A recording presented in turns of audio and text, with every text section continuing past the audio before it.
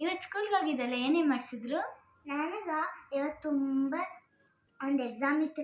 ಏನು ಗೊತ್ತಾ, ಕನ್ನಡ ಮ್ಯಾಥ್ಸ್ ಎಲ್ಲ ಇತ್ತು. ನನ್ನ ತಲೆನೇ ನಾವು ಬಂದ್ಬಿಟ್ಟು ಯಾಕೆ ಓದಿರ್ಲಿಲ್ವಾ ನಿನ್ನೆ? ನೀವು ಓದಿದೆ ಆದರೂ ಅಷ್ಟು ಕಷ್ಟ ಇತ್ತು.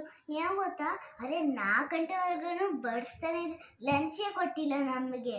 ಓಕೆ. ಅಕ್ಕ ನಿಮ್ಗೆ ಏನಾಯ್ತು ಸ್ಕೂಲಲ್ಲಿ? ಏನು ಬಸ್ಸಿದ್ರು? ನಮಗೆ ಗೌರ್ಮೆಂಟ್ ಕಡೆಯಿಂದ LB ಅಂತ ಏನೋ ಕೊಟ್ಬಿಟ್ಟಿದ್ದಾರೆ.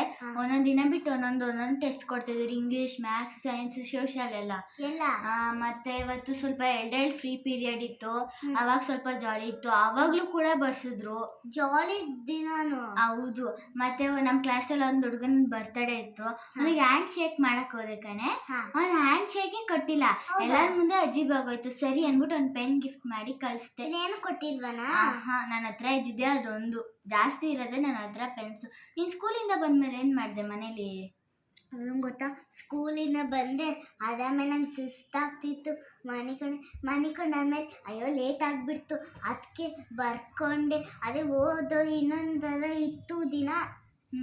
ಆಮೇಲೆ ಅದು ನಾಳೆ ಏನೇ ಇದೆ ನಿನಗೆ ಎಕ್ಸಾಮು? ನಾಳೆ ಅದೂನೇ ಮ್ಯಾಥ್ಸ್ ಸೈನ್ಸ್ ಎಲ್ಲ ಇದೆ. ಓಕೆ. ಹಾಂ. ಆಮೇಲೆ ಏನು ಗೊತ್ತಾ, ಆಮೇಲೆ ಬ್ರಷ್ ಮಾಡಿಕೊಂಡೆ, ಎಲ್ಲ ಓದ್ಕೊಂಡೆ. ಮಧ್ಯಾಹ್ನ ಬ್ರಷ್ ಮಾಡ್ತೀಯಾ?